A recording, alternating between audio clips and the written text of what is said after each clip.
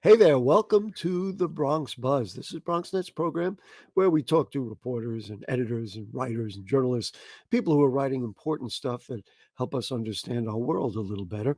And in our second segment, we always do something special. And this evening, we really have a great story that's going to inspire you. So stick around for that. But to get started, a premier reporter who has been in our program before, she's the senior state politics reporter for the great city and state New York. It's Rebecca C. Lewis. Hi, Rebecca. Nice to have you with us. Thanks for having me on. I'm going to show people the covers, the last two covers. Not that I saved them all, but I did save these because you're here. Listen, you really wrote very incisive material about the New York Democrats rejecting Hector Lasalle after a hearing in the state Senate. There's the piece that you wrote. What were the objections of the Democratic senators who ultimately voted down the idea of Judge Lasalle? Well, for the most part, it kind of came, I suppose the easiest way would be to say ideology. A lot of Democrats are looking for the Court of Appeals, the state's top court, to set more progressive precedent. Under former Chief Judge Janet DeFiore, a lot of progressives and more left leaning Democrats felt that the court too often would take conservative leaning or moderate or make conservative leaning or moderate kind of rulings, not making great strides in criminal justice or, setting national precedent for, any number of different cases that come before the Court of Appeals. Women's rights and abortion rights. What are the other subjects in there that One of the big ones for the lawmakers was actually labor rights. labor rights? That's right. There was Unions. a case involving Cablevision and suing individual uh, unionizers, union members Judge LaSalle, while he was an appellate division judge, permitted to move forward, and so that was really at the heart of a lot of the opposition. You had a lot of unions coming out very strongly against Hector LaSalle, basically saying anyone but him. There were conversations before the nomination was officially announced. Unions made it clear to Hochul, basically saying, he is the only absolute no go for us. If you choose him, we will oppose him. But he was also the only Latino judge on the list, and Hochul has, made commitments to try to increase Latino representation at the highest level of government, which is something that her administration has gotten criticism for in the past. I don't want to spend too much time on this concept, but you're getting a far left faction basically controlling or attempting to control the agenda in the state, much like there's a far right faction attempting to control the House of Representatives.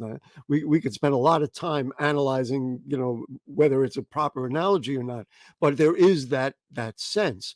Um, and Although also, sure, go ahead. it was certainly surprising. We did see a number of moderate and more centrist Democrats come out and vote, either announce that they were going to vote no, or ultimately vote no, like Buffalo's Sean Ryan and the Hudson Valley's James Skoufis, Neil Breslin, just not members of the Of you a know left wing, yeah, yeah, PSA so to speak. coalition, but they Uh, still uh, voted against him. and on the other hand, very high profile, especially Hispanic and Democrats of color came out in support.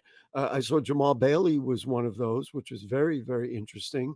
From the Bronx, Freddie Ferrer put his name right at the top of the list, which was very interesting because he's mostly stayed out of the public eye. Adriano Espaillat. I mean, there are many who came out on the other side. I suppose there are Democrats who are saying, well, you know what? We have the governorship, we have the assembly majority, we have the Senate majority. What is it worth if we don't get a chance to do this? So it seems to me that what this whole process has done, from a point of view of the governor working with the legislature, it seems to pretty much define her as a moderate. So she's going to be at odds with the progressives who are going to be watching her very carefully now on bail reform and other issues.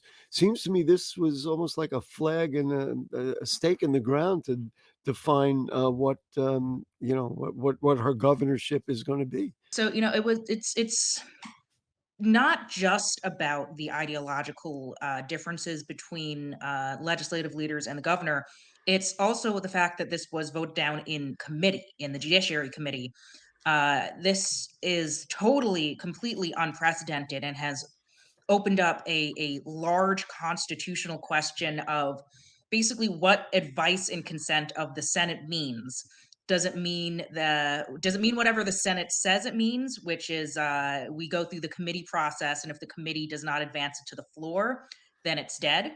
Or is the Senate the full Senate, and they owe Judge LaSalle a vote even if he doesn't make it through? That's really the big issue here, and the governor has, ideology aside, has, put her stake in the ground as I don't want, I'm not going to take the The Senate. committee, right, Yeah, I'm not going to take the Senate, you know, basically walking all over me, laying down. right. This is a So big fight. yeah, and she said that she would sue, and then the question was, She may. in She's very explicitly said she has not made any decision yet. right, whether the rejection by the Judiciary Committee counts as rejection by the full Senate, and which is what the language is in terms of the confirmation. And that's, in other words, does the Senate process define the Senate, or does the Senate, because they would all vote? Do you think if they all vote, then they would vote to confirm Judge LaSalle? Do you have a I sense of would that? say they probably wouldn't. I don't Wouldn't. think that they have the votes. I've Oh, heard from multiple people who have been counting the votes in private, who seem pretty confident that the votes aren't there. So it's more about, I the governor obviously still wants her pick to get confirmed, but this is as much about I don't want to say asserting dominance, but certainly holding her ground against the Senate's supermajority, as opposed to letting them sort of set the rules here. right. You wrote an article which I really didn't, not that I didn't understand the article, I certainly did, but the whole notion 7 senators voted without recommendation on LaSalle. And your headline there asks the question. So, what does that mean? I mean, is yes or no?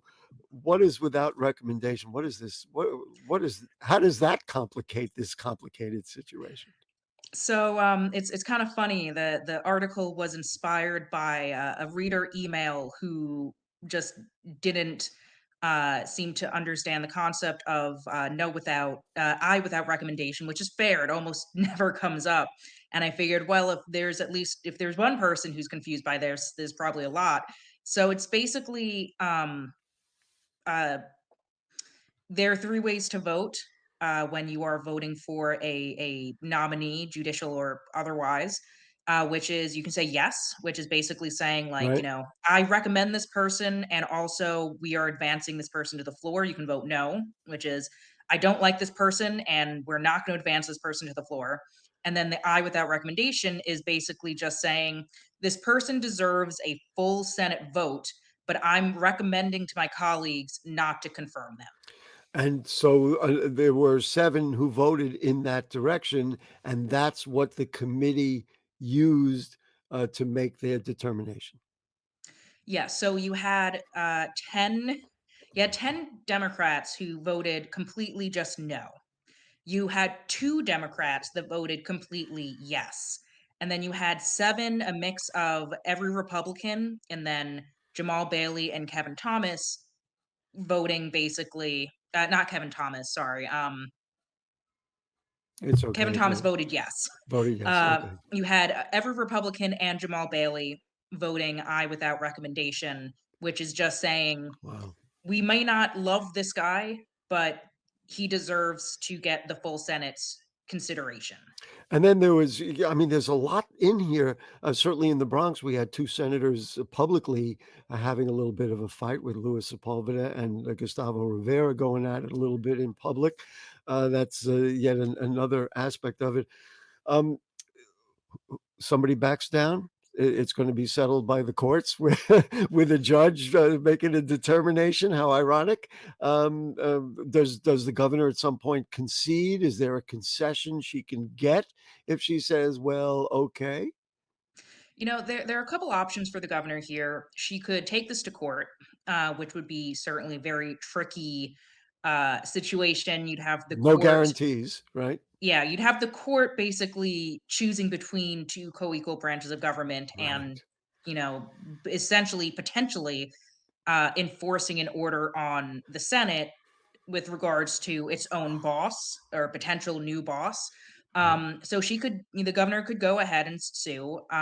She could accept that the Senate has rejected this nominee, and the entire process starts over. So if the rejection is completely accepted, then it goes all the way back to the Commission on Judicial Nomination. They'll review applicants again, they'll put out a Uh, short list, and the governor will choose.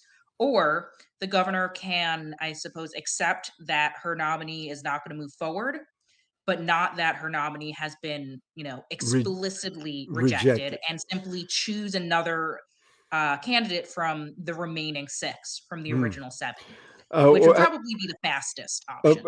and do you want to make a prediction? No, you don't want to do No, I have No chance. I I've been around Albany long enough to know, Don't do that. never make a prediction. It'll Yeah, always yeah, blow up right, in your right, face.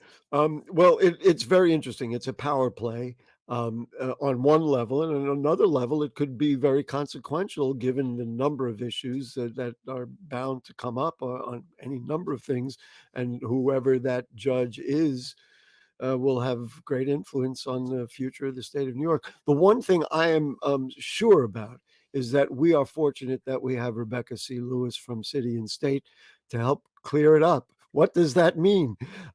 She did a good job with it in the magazines, and I've got the last two issues that she's written about. You can see the governor and Kristen Gillibrand. That was a nice piece, by the way, by one of your colleagues. As my colleague Sahaley did a great Yes. job with that.